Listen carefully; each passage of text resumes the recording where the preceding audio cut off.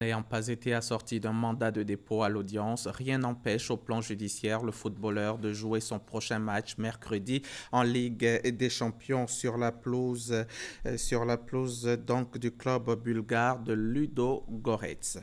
Nous sommes le 26 septembre et c'est la journée mondiale de la contraception.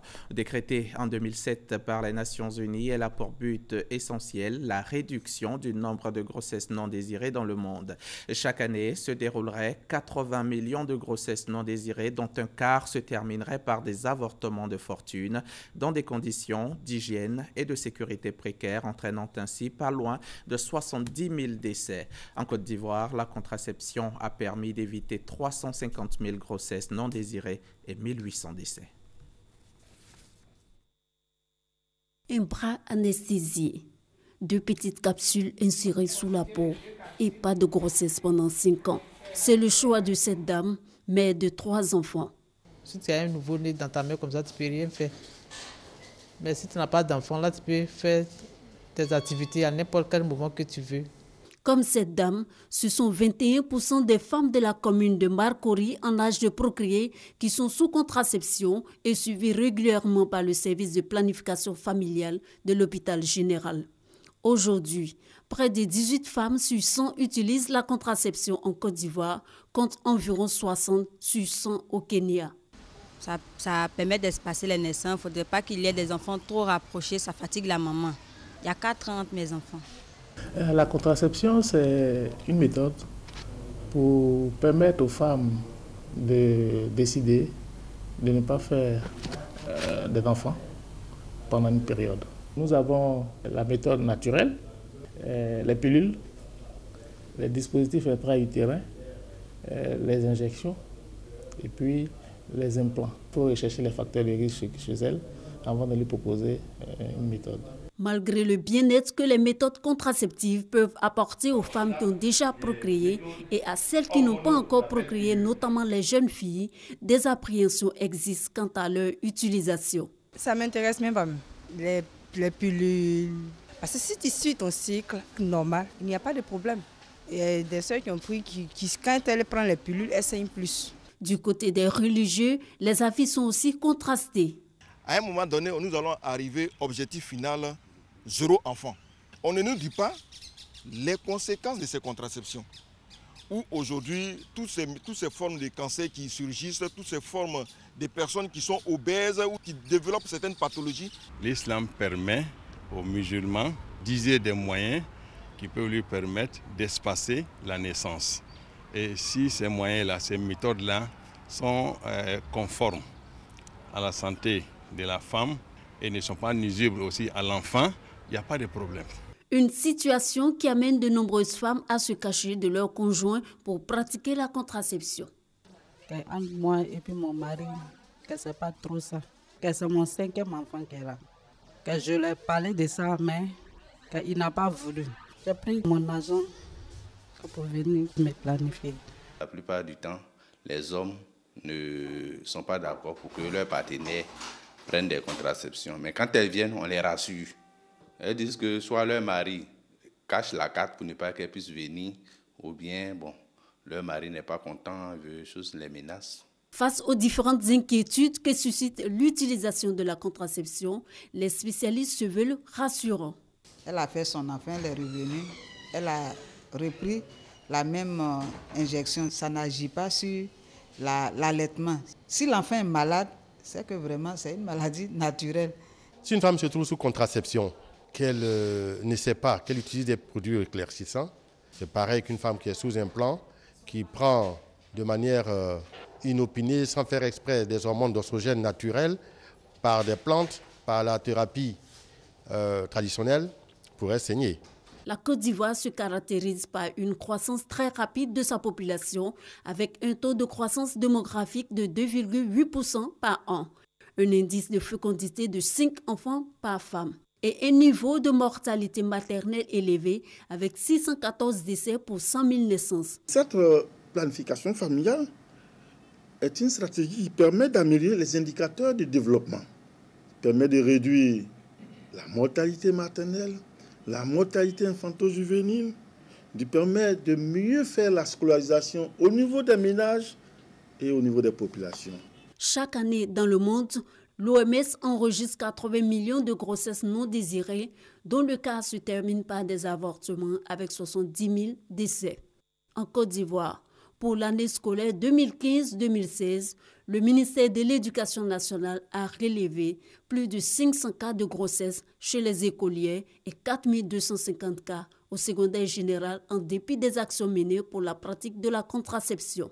En 2015, quand nous faisons le bilan de 2016, l'usage de la contraception a permis d'éviter 350 000 grossesses non désirées et 1800 décès maternels. Les produits sont accessibles. La pilule, elle est à 150 francs. Les injectables à 500 francs. Les stérilés et les implants à 1000 francs. Un plan d'action 2015-2020 est mis en place par le ministère de la Santé et de l'Hygiène publique pour faire passer la prévalence contraceptive d'environ 18% à 36%. Investir dans la contraception, c'est garantir l'avenir. C'est ce concept qui guidera les actions du ministère de la Santé et de l'Hygiène publique jusqu'en 2020. C'était un dossier signé Ami Sissoko. La coordinatrice de l'initiative des Nations Unies contre les violences sexuelles est à Abidjan. Elle est venue s'enquérir des avancées de la Côte d'Ivoire dans la lutte contre les violences basées sur le genre. La coordinatrice de l'initiative en a profité pour faire le point de la mise en œuvre sur le respect des droits de l'homme dans les armées. Elle s'est surtout réjouie des efforts considérables des forces républicaines de Côte d'Ivoire. On retrouve Abou Sanogo. Les forces armées ivoiriennes restent engagées à respecter les droits de l'homme. Depuis le rapport de l'ONU sur la question des violences basées sur le genre en mars 2012, les forces républicaines de Côte d'Ivoire ont entamé plusieurs séries de formations, de campagnes de sensibilisation et d'ateliers d'intégration et de curricula sur les droits de l'homme au profit des militaires, gendarmes et policiers avec une baisse considérable des cas avérés. Ainsi, selon le sous-lieutenant Berté Nanourou, la situation chiffrée des cas de violences sexuelles entre 2012 et 2016 se résume aux statistiques suivantes. En 2012, 478 cas de viol documentés et imputés aux forces républicaines de Côte d'Ivoire et aux groupes armés. En 2013, 298 cas, dont 68 cas impliquant les forces républicaines de Côte d'Ivoire, les forces de sécurité et les ex-combattants. En 2014, 30 cas, dont 15 ont fait l'objet de poursuites. Les 15 autres n'ont pas connu d'auteur présumé.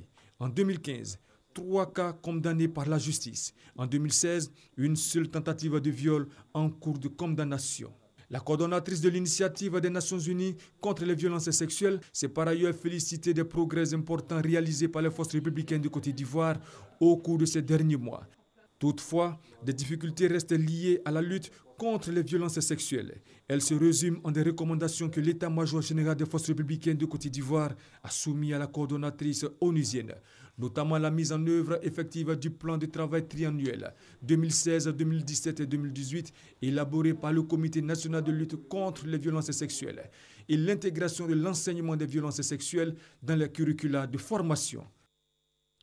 À Ndossi, dans la région de l'Agnébi-Tiassal, on a aussi parlé de civisme et de non-violence. La ville a abrité récemment une campagne de sensibilisation et la jeunesse, qui en était la principale cible, a été invitée à adopter des comportements citoyens et à amener leurs parents à scolariser les enfants et surtout la petite fille. L'initiative était de l'ONG Eyo Enya. Le reportage de nos confrères de RTI Boaké.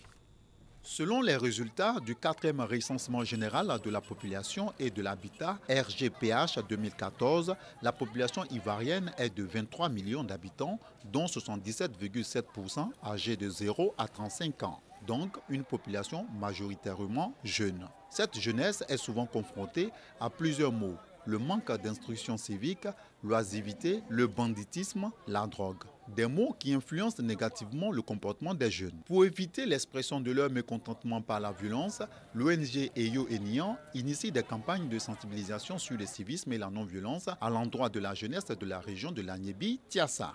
À Ndossi, la jeunesse a été exhortée à adopter des comportements citoyens et à contribuer à la sensibilisation de leurs parents afin de convaincre ceux-ci à scolariser les enfants, surtout les petites filles. Parce que quand la jeune fille réussit c'est toute une nation qui réussit et qui se développe. Que les jeunes montrent vraiment qu'ils sont des citoyens ivoiriens et aider le gouvernement à développer notre pays. Les leaders communautaires et religieux de Ndoussi et Tiasalé ont été associés à cette campagne de promotion de la paix et de la cohésion sociale. Les jeunes promettent d'être désormais des citoyens exemplaires. Nous ferons tout pour mettre en exerce ces conseils qu'elle vient de nous prodiguer. Être des exemples, ne pas vandaliser, faire tout pour faire comprendre aux parents que la jeune fille a le droit d'être scolarisée. Le sport étant facteur de rassemblement, les jeunes du quartier Soleil en jaune et de l'équipe Abiola ont livré une rencontre de Maracana. Pour la marraine, il n'y a eu ni vainqueur ni vaincu, c'est la cohésion sociale qui a pris le dessus. La rentrée scolaire, et c'était le 13 septembre dernier, dans le village de Kapisorivogo, village situé à 5 km de Ferkessédougou, dans le nord de la Côte d'Ivoire. Une cinquantaine d'élèves du CP1 travaillent dans des conditions difficiles.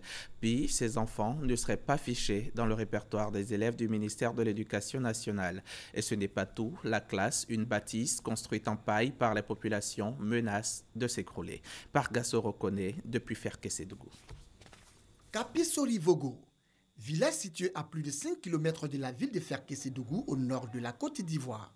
Dans ce village se dresse une bâtisse qui attire l'attention. Cette bâtisse est faite en paille. Ne vous méprenez pas, il ne s'agit ni d'une habitation, encore moins d'un lieu sacré. C'est une salle de classe. Cours préparatoire première année du village CP1. À l'intérieur, un petit tableau soutenu par des granites et des fibres d'écorce d'arbres. Une toiture renforcée par du plastique de couleur noire, des branches et des troncs d'arbres. Cette classe de fortune non fichée dans le répertoire du ministère de l'Éducation nationale est l'initiative de 3 villages réunis. Les parents en ont décidé ainsi pour éviter aux enfants de parcourir plus de 5 km à pied pour regagner les écoles conventionnelles en ville. 31 filles et 26 garçons, dont l'âge varie entre 4 et 7 ans, sont enseignés par un bénévole. C'est cette année qu'on a commencé. Les élèves ils se comportent pas mal. Bon, l'année prochaine, si on a eu des admis, on va encore faire un autre appartement pour la classe de CP2. Dans cette classe, enseignants et élèves sont confrontés à des difficultés. Nous travaillons dans des conditions vraiment précaires. Quand il pleut, partout c'est la boue. C'est difficile de travailler dans la boue. N'empêche, ils sont fiers d'apprendre à lire et à écrire.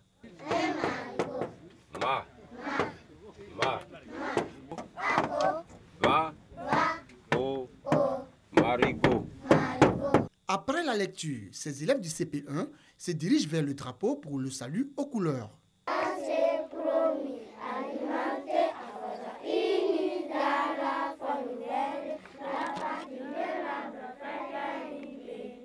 L'hymne national terminé, retour en classe pour poursuivre les cours. Ce, en présence de Depenoncon, le chien studieux du village, toujours heureux d'entendre les chants entendus par ses élèves du CP1.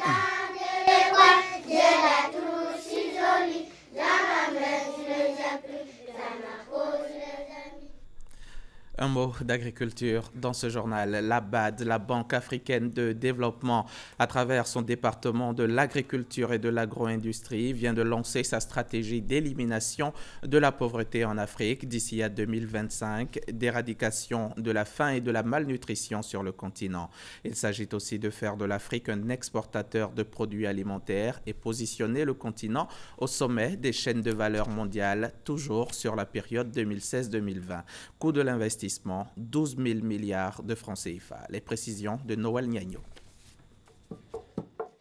Mettre fin à l'extrême pauvreté, à la malnutrition et à la dépendance aux importations de produits alimentaires préoccupe au plus haut point les dirigeants de la BAD, Banque africaine de développement. Et pour cause, l'Afrique a dépensé 17 500 milliards de francs CFA 2015 dans l'importation de produits alimentaires, selon la BAD. Ce chiffre sera multiplié par 5 dans 10 ans, soit 55 000 milliards à l'horizon 2025, si rien n'est fait.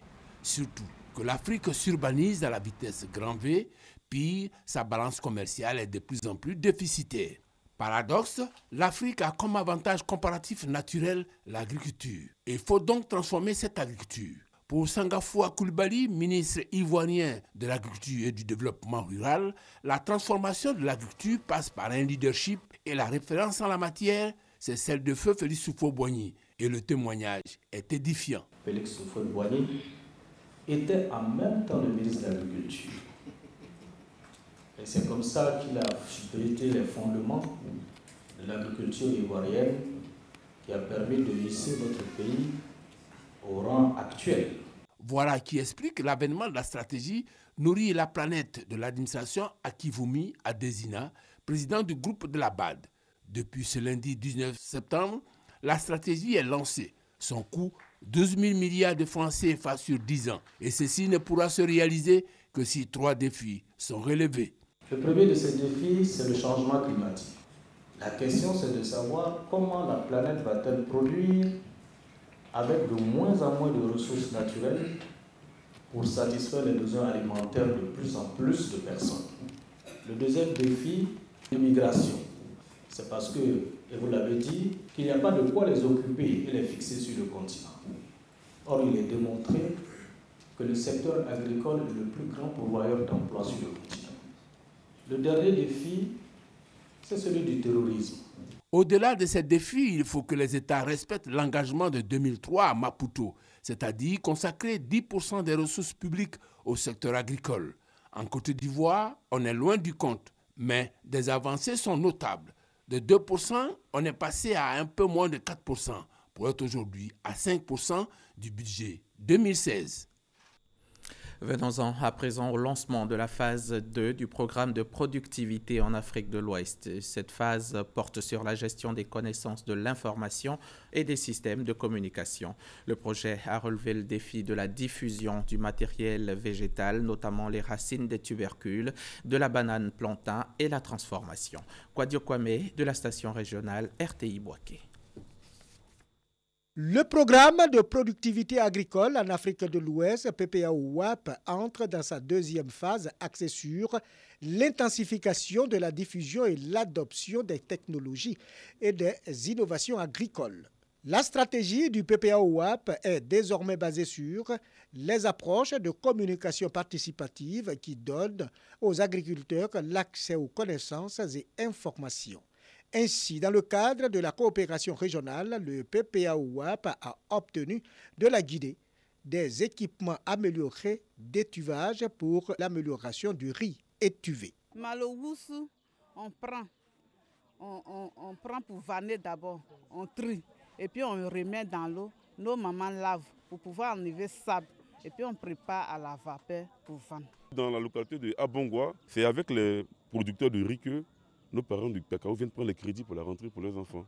Grâce au PPA-OWAP, le métier de pépiniériste de manioc est en plein essor. OWAP, FICA, ils sont toujours sur le terrain, ils m'ont découvert et ils m'ont apporté l'apport de 5 hectares de beaucoup 1 de tiges et plus le labour.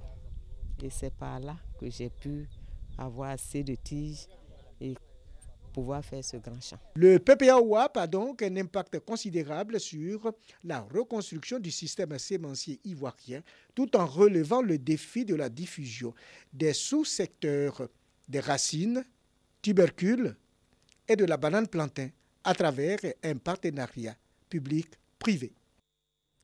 Direction Abengourou, dans l'Indénié Duablin, où il a été ouvert récemment une société spécialisée dans la distribution de semences améliorées de maraîchers pour être plus proche des producteurs.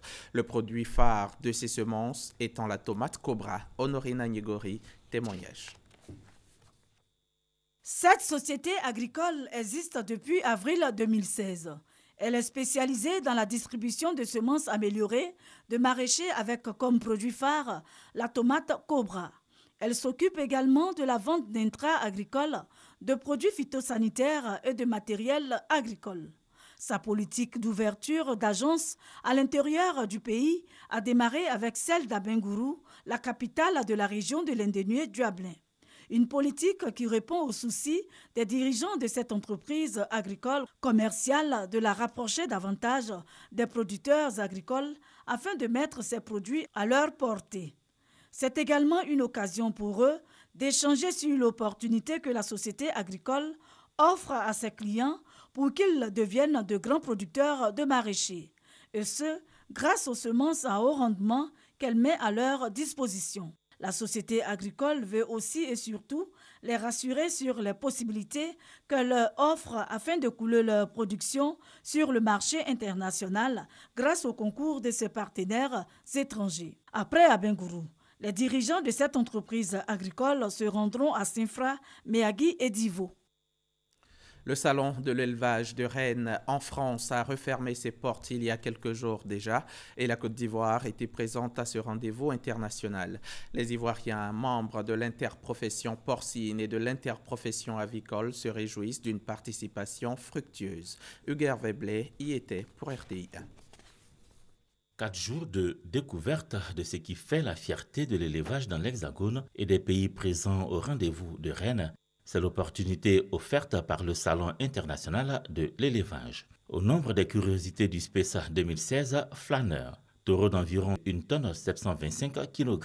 C'est le plus lourd du salon d'ici. Il a été nourri normalement, comme tout bovin confondu, sans le laisser maigrir. Et surtout, il faut maintenir son état jusqu'à 15 mois comme ça. Là, il n'a que 5-6 ans. Il peut qu'en gagner 100 kilos. Pour les spécialistes de l'élevage en Côte d'Ivoire, en quête de solutions pour améliorer la production nationale, bien difficile de ne pas se laisser séduire. L'élevage aujourd'hui doit dépasser le stade traditionnel, l'élevage en divagation. Nous pouvons non seulement améliorer la productivité de nos élevages et avoir en même temps besoin de peu de terre pour développer l'élevage dans notre pays. Le 30e salon de l'élevage de Rennes a réuni 1445 exposants. À son programme des rencontres d'échange, des débats pour les professionnels du secteur, des expositions de matériel et équipements innovants pour les éleveurs. Un rendez-vous à bien des égards intéressants pour la délégation ivoirienne. Une de nos préoccupations, par exemple, la culture de maïs en Côte d'Ivoire est en train de se développer. Et vous savez, le maïs doit être servi aux animaux secs et bien broyés. Quand il n'est pas sec, il y a des toxines qui se développent, de la flatoxine, etc. Et ici, ils ont des produits, des poudres qu'ils mélangent dans la poudre de maïs, justement pour éviter que ces toxines rendent malades les animaux. La filière a évolué dans tous les domaines. Le seul pas que nous n'avons pas touché jusqu'à présent, c'est surtout l'automatisation de la filière. Nous avons vu le type de bâtiment qu'il faut, le matériel qu'il faut, et le matériel, ce matériel-là, exonéré pourrait faire un bond dans la production animale. À ce 30e salon international de l'élevage de Rennes, le ministre des Ressources animales et halieutiques Kobenan Kwasi Djoumani conduisait la délégation ivoirienne. La Côte d'Ivoire était à l'honneur de ce rendez-vous international qui se distingue par la mise en valeur des innovations au service des éleveurs. Ici, à Abidjan, le 15 septembre dernier, le colonel Chep El Nilé, directeur de l'aquaculture et de la pêche, a procédé à la remise officielle d'un chèque de bons de carburant au commandement de la Marine nationale. Ce don répond à un souci de renforcement des capacités opérationnelles des unités navigantes de la Marine nationale.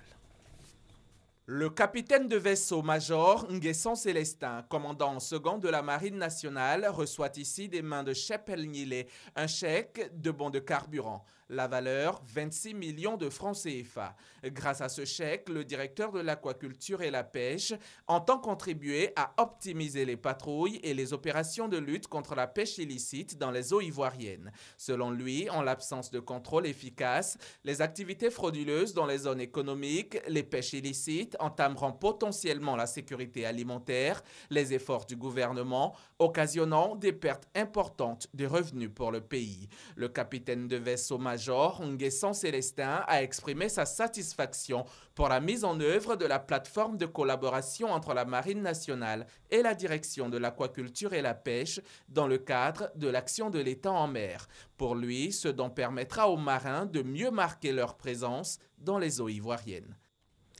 La première vice-présidente De l'Assemblée nationale vient d'achever une tournée de 10 jours dans la région du Bafing. Sarah Fadika Sako y était allée les bras chargés de matériel agricole d'une valeur de plus de 20 millions de francs CFA pour les groupements agricoles de la région. La première vice-présidente de l'Assemblée nationale en a profité pour inviter la région du Bafing à la culture de la paix et de la cohésion. Sidoni Davila. Touba, sous-préfecture, Fungbeso, Gentegela, Dioman, Sikasso, voilà quelques-unes des localités de la région du Bafing visitées par la première vice-présidente de l'Assemblée nationale. À chaque étape de cette tournée, Sarah Sako Fatiga a pensé aux hommes et aux femmes. Du matériel roulant, des décortiqueuses, des semences de maraîchers et du matériel agricole d'un montant de plus de 20 millions de francs CFA ont été remis à ces vaillantes populations. L'idée est de les encourager pour un rendement agricole plus performant et des revenus conséquents. Aux populations pas encore organisées, les femmes en particulier, une formation leur a été donnée par l'USAID. Et la première vice-présidente de l'Assemblée nationale encourage ses sœurs à prendre un nouveau départ dans leurs activités avec cette formation. Vous avez bien compris.